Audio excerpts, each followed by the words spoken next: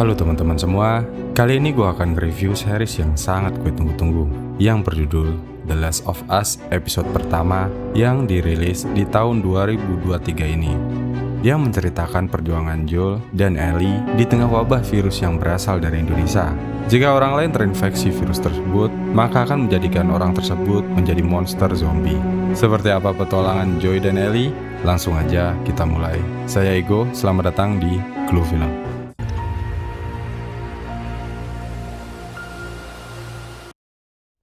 Series ini dimulai dengan acara TV di tahun 1968. Terlihat seorang presenter dan dua ilmuwan yang membicarakan beberapa kasus virus dan penyakit yang pernah terjadi di dunia. Kasus tersebut pada akhirnya bisa diatasi oleh umat manusia. Namun ada satu ilmuwan yang mengatakan, jika ada satu hal yang perlu mendapatkan perhatian lebih, yaitu ada beberapa jenis jamur yang menjadi ancaman kelangsungan hidup manusia. Jamur tersebut bukan untuk mematikan seseorang yang terinfeksi, akan tetapi dapat mengendalikan orang seperti layaknya boneka. Dan jamur tersebut bisa mengendalikan otak yang akhirnya bisa menginfeksi orang di seluruh dunia. Dan sampai saat ini, belum ada obat atau penawar yang ampuh untuk menyembuhkan orang yang terinfeksi wabah jamur tersebut. Itulah penyebab kepunahan umat manusia di dunia yang bisa saja terjadi suatu saat nanti. Lalu scene beralih di tahun 2003. Di Amerika Serikat, terlihat seorang gadis yang bernama Sarah dan ayahnya yang bernama Joel. Sarah ingin memperbaiki jam tangan milik ayahnya untuk hadiah ulang tahun si ayah. Mereka tinggal bersama Tommy, yang merupakan saudara dari Joel. Pada saat pagi hari, mereka mendengar berita siaran radio yang memberitahukan untuk waspada di daerah Jakarta beberapa hari ke depan. Lalu Joel mengira Jakarta adalah kota di salah satu negara di Timur Tengah. Lalu Sarah memberitahu ayahnya jika Jakarta adalah salah satu daerah ibu kota di negara Indonesia. Lalu Joel pergi untuk mengantarkan Sarah ke sekolah. Tidak lupa, Sarah mengambil jam tangan Joel untuk diperbaiki. Sepulangnya Sarah dari sekolah, Sarah pergi ke tempat reparasi jam untuk memperbaiki jam tangan Joel yang rusak. Namun, saat Sarah selesai menerima jam itu kembali, mereka melihat mobil polisi yang melaju kencang. Lalu istri tukang jam itu mengusir Sarah karena mendengar kabar di berita jika telah terjadi sesuatu hal darurat dan menghimbau untuk warganya waspada. Lanjut, Sarah pergi mengunjungi rumah tetangganya, yang akhirnya Sarah tertarik pada sebuah kaset DVD. Lalu dia meminjamnya, dan di sana juga ada nenek dan anjing keluarga itu. Saat di malam hari, Sarah yang sedang berada di rumah bersama Joel memberikan jam tangan yang telah ia perbaiki untuk ayahnya. Lanjut, mereka menghabiskan waktu di malam itu untuk memutar kaset yang Sarah pinjam tadi. Saat Sarah tertidur di tengah malam, Joel yang baru saja menerima telepon dari Tommy yang sedang berada di penjara. Kemudian Joel pergi untuk membebaskan Tommy dan meninggalkan Sarah sendirian di rumah. Terdengar suara dentuman ledakan dan lalu lalang polisi di daerah tersebut, membuat dia terbangun dan menyadari jika ayahnya tidak berada di dalam rumah. Saat akan menonton televisi, Sarah dikejutkan oleh anjing tetangganya yang seakan minta tolong. Lalu Sarah bergegas pergi ke rumah tetangganya itu untuk mengantarkan anjing itu. Di luar juga terlihat banyak helikopter yang siaga di sekitar mereka. Saat Sarah sampai di rumah tetangganya itu,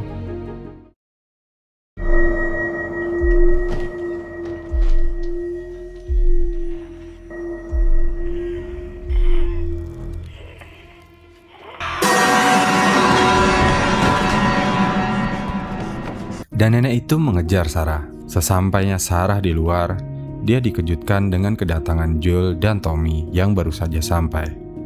Lalu Joel segera menyelamatkan Sarah dengan memukul zombie nenek itu dengan kunci Inggris. Lalu mereka bertiga segera kabur menggunakan mobil. Terlihat di jalan, banyak orang sudah terinfeksi wabah virus itu. Dan mereka semua menjadi monster zombie yang sedang membentuk barikade untuk menginvasi warga di kota tersebut. Tiba-tiba ada pesawat jatuh dan membuat puing-puing pesawat itu berhamburan hingga terkena mobil Joel dan membuat mereka terhempas.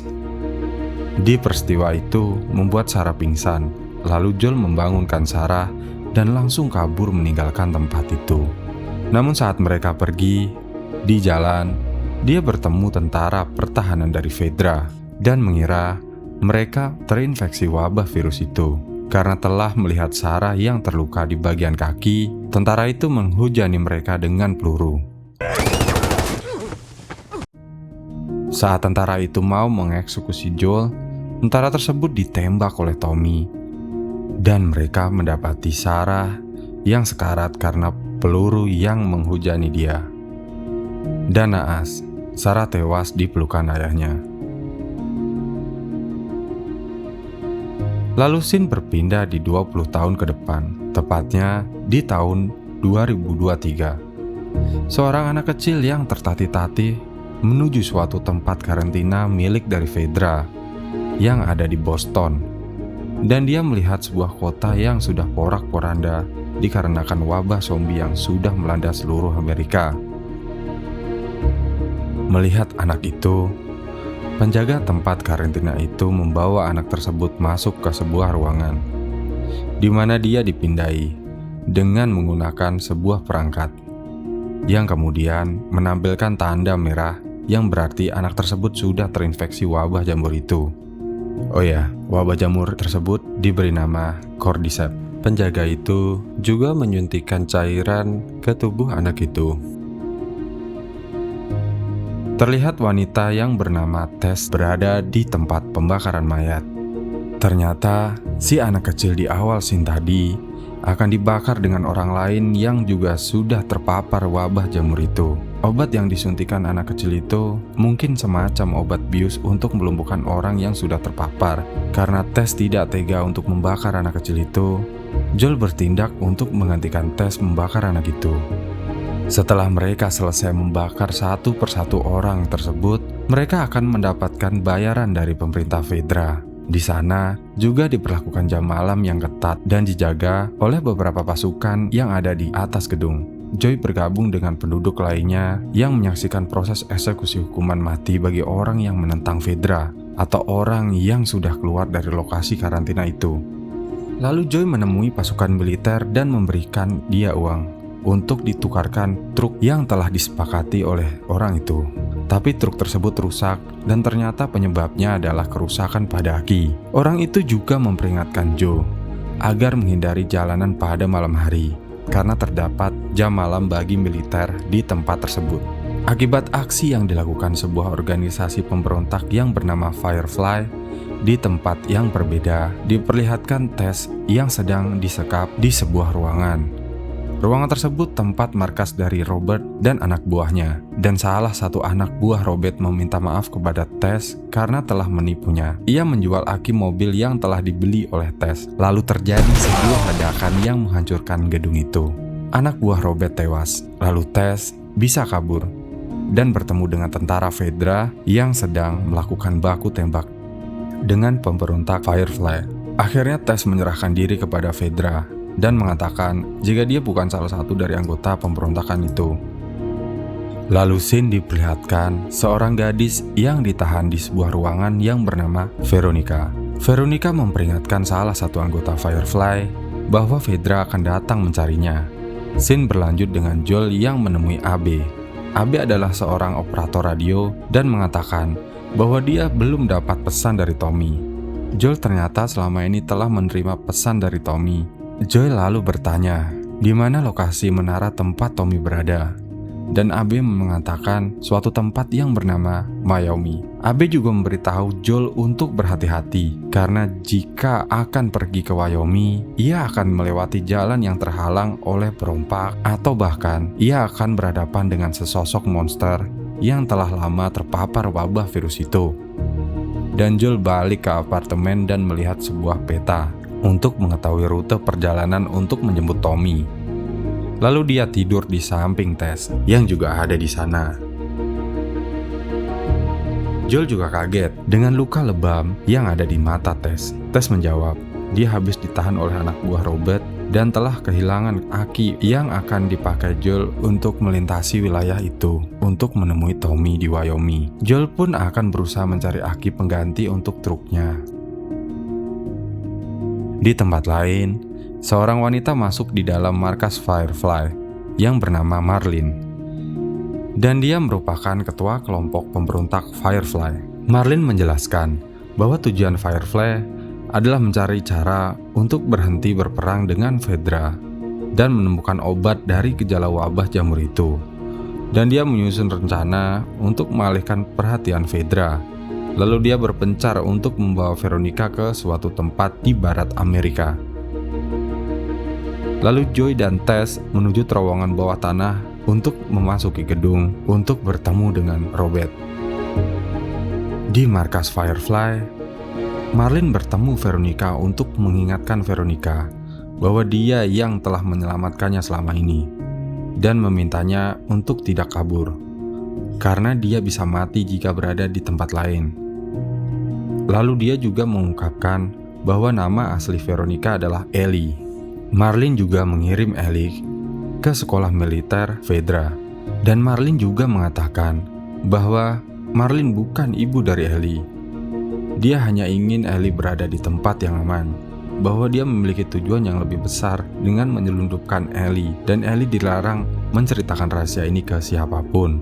Sementara Joel dan Tess yang mulai menuju markas Firefly dan menemukan mayat yang telah terinfeksi jamur sebelumnya yang menempel di dinding.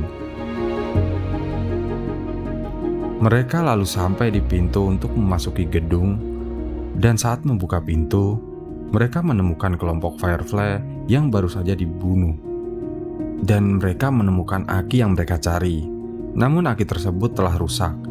Lanjut, Joel memeriksa di setiap ruangan, dan dia melihat dua orang wanita yang telah terluka di lorong jalan. Tiba-tiba Ellie keluar dari pintu. Dengan refleks, Joel pun menghindar dan menginjak pisau yang ada di bawah Ellie. Ternyata dua orang yang dia lihat sebelumnya adalah Marlene dan temannya. Ternyata Marlene dan Joel sudah saling kenal. Marlene berkata, jika dia membutuhkan aki itu untuk membawa Ellie pergi dari daerah ini, maka Marlene akan memberinya truk, senjata, dan perbekalan lain.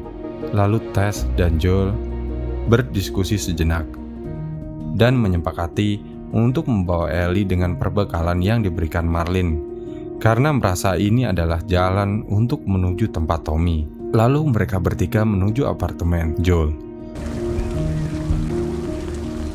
Dan setibanya di sana, Ellie menguping pembicaraan Joel dan Tess. Mereka membicarakan rencana darurat untuk menuju kota tempat Bill dan Frank.